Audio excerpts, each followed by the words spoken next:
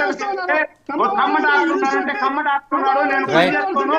కమ్మోడి దగ్గర నేను వయసు లక్ష్మణరావు గారు లక్ష్మణరావు గారు లక్ష్మణరావు గారు let us not prolong the topic on this issue అండి. Let us not prolong the topic on this issue. నేను సురేంద్ర నాయుడు గారు ఏం చెప్పారో దాంతో పూర్తిగా ఏకీభవిస్తాను ఆయన అన్న మాటతోటి. ఇక ఈ ఇష్యూని, ఈ వివాదాన్ని ఇక్కడ ఆపేయండి. నేను మళ్ళీ మీ దగ్గరకు వస్తాను. ఒకసారి రామ్నాథ్ గారు, నేను మళ్ళీ స్టేట్ వాసుదేవ్ గారు ఒక్క సెకండ్ అండి, చిన్న డేటా. వాసుదేవ్ గారు, ఇప్పుడు లక్ష్మణ్ రావు గారు ఒక విషయం చెప్పారు, ఏదో లిక్కర్, గతంలో లిక్కర్ ఎలాగుండేదని. అంటే ఆయన మాట్లాడే దానిలో తప్పు ఉందండి.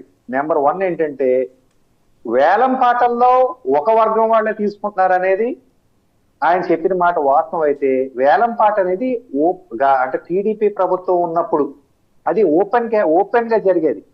సో పబ్లిక్ గా ఆప్షన్ ఒకళ్ళే రావడానికి లేదు. డబ్బు ఎవరి దగ్గర ఉండి ఎవరు పాడుకుంటే వాళ్ళది.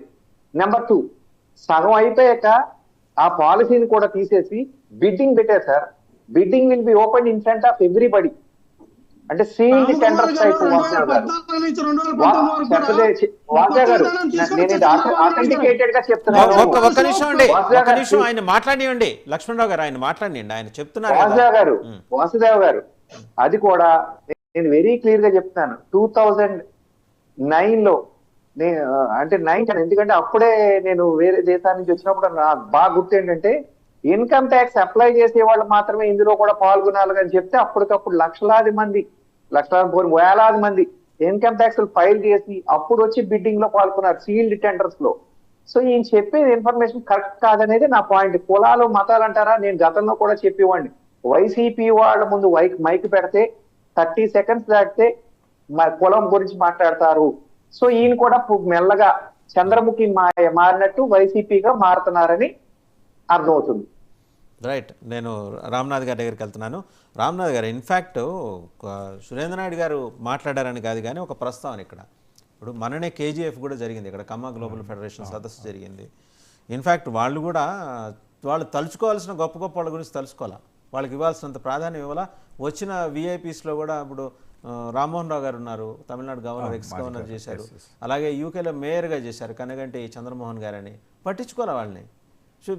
వాళ్ళలో చాలా గొప్ప నాయకత్వ లక్షణాలు ఉన్నోళ్ళు, పారిశ్రామికవేత్తలు, హంబుల్గా వాళ్ళ జీవనం వెళ్లదీస్తూ సింపుల్ లివింగ్తో ఉంటూ 100 మందిని బతికించిన వాళ్ళు ఉన్నారు. అండ్ మన రాజకీయంగా చూసుకుంటే మనం చెప్పుకోవాల్సిన వాళ్ళు ఎన్జీ రంగా గారు మాట్లాడుకోవాలా, గుంటూరు నుంచి. అలాగే ముక్త్యాల రాజా వారు 1,00,000 ఎకరాలు దానం చేశారు నాగార్జున సాగర్ కోసం, వారి గురించి మాట్లాడాల. రాజా వాసిరెడ్డి వెంకటాద్రి నాయుడు గారు అశోకుడు తవ్వించిన దాని మీద 2 ఇంతల చెరువులు ఒక గుంటూరు జిల్లాలో తవ్వించారు, వారి గురించి మాట్లాడుకోవాలా. కొత్త రఘురామయ్య గారు గుంటూరుకి టొబాకో బోర్డు తీసుకొచ్చారు, వారి గురించి మాట్లాడాల. కాకాని వెంకటరత్నం గారు క్షీర విప్లవం తీసుకొచ్చారు ఆంధ్రప్రదేశ్లో, వారి గురించి మాట్లాడాల. వీళ్ళ గురించి కదా మనం మాట్లాడుకోవాల్సింది. ఆమె కరెక్ట్ రామ్ కుమార్ గారు? ఇది ఎట్లుంటదంటే, ఇదే మీరు కులాలకు సంబంధించిన కులాల కోసం నేను మాట్లాడినాను, కాకపోతే ప్రస్తావన తెచ్చారు. వాళ్ళ గురించి ప్రస్తావన చేసుకోవాలి కదా అంట నేను. ఖచ్చితంగా ప్రస్తావన చేసుకోవాలి. నేనేమంటే at least out of the political system అయినా గొప్ప, అంటే ఈ దేశానికో లేకపోతే ఎవరికైనా చేసుంటే మాత్రం వాళ్ళందరినీ కూడా ప్రస్తావన చేయాలండి. ఇప్పుడు ఈ కుల సంఘాల మీటింగ్లు, కుల యూనియన్స్ అనేవి మన రాష్ట్రంలో ఈరోజు కొత్తగా ఏం లేవు. ఈరోజు కాకపోతే ఏంటంటే, కమ్మ సంఘం అనేది ఆంధ్రప్రదేశ్ వ్యాప్తంగా, దేశవ్యాప్తంగా, అమెరికాలో నాట తెలుగు అసోసియేషన్లు, అమెరికాలో కమ్మ సంఘాలు, యూకేలో కమ్మ సంఘాలు, రెడ్డి సంఘాలు, ఇట్లా చాలా మనం చూస్తున్నాము. కాకపోతే ఈరోజు కేజీఎఫ్ అనేది ఎందుకు పెట్టినారంటే, ఆయన ఏదో ఈరోజు గ్లోబల్ విలేజ్ అయిపోయింది, ఇంటర్నెట్ వల్ల మనం ఎక్కడెక్కడో వ్యాపించి ఉన్నాము అని ఒక ఫోరంగా ఆయన పెట్టుకోవడం జరిగింది. ఏదో వాళ్ళు కండక్ట్ చేసుకున్నారు. ఈరోజు భావ ప్రకటన స్వేచ్ఛ ఉంది, ఏ సంఘమైనా ఎవరైనా వాళ్ళు పెట్టుకోవచ్చు, వాళ్ళ గురించి మాట్లాడుకోవచ్చు.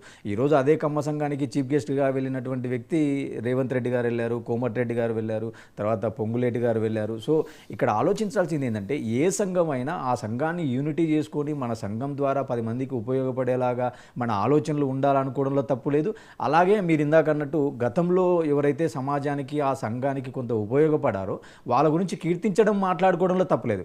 కాకపోతే ఇక్కడ అబ్జెక్షన్ చేయాల్సింది ఏంటంటే, ఇందాక ఆయన మన తిరుపతి నుంచి మాట్లాడినటువంటి ఆయన చాలా బాగా మాట్లాడారు, సురేంద్ర నాయుడు గారు. అంటే కొన్ని యాక్సెప్ట్ చేయాలి మనం. ఈరోజు వాళ్ళు ఏం చెప్పారంటే, ఎక్కడైతే నీళ్లు ఉంటాయో, ఎక్కడైతే కాలువలు ఉంటాయో అక్కడ కమ్మవారు ఉంటారు, కమ్మవారు వ్యవసాయం మీద ఎక్కువ ఆధారపడి వాళ్ళు ఖచ్చితంగా గ్రోత్ అవుతారు, ఒకరి మీద ఆధారపడు అని చెప్పడం జరిగింది. అంటే కొన్ని విషయాలను మనం యాక్సెప్ట్ చేయాలి. ఈరోజు నేను కర్నూలు జిల్లాకు సంబంధించినటువంటి వ్యక్తిని, మీకు తెలుసు మా నంద్యాలలో కేసీ కెనాల్ ఉంటుంది, తెలుగు గంగ ఉంటుంది. ఇవన్నీ ఎప్పుడో వచ్చాయి. అంటే తెలుగుదేశం పుట్టక ముందే ఉంది కదా, కేసీ కెనాల్ అనేది ఈ రోజు లేదు కదా. కానీ కేసీ కాలువ వెంట గుంటూరు నుంచి విజయవాడ నుంచి మైగ్రేట్ అయినటువంటి కమ్మవారు ఉంటారు అక్కడ.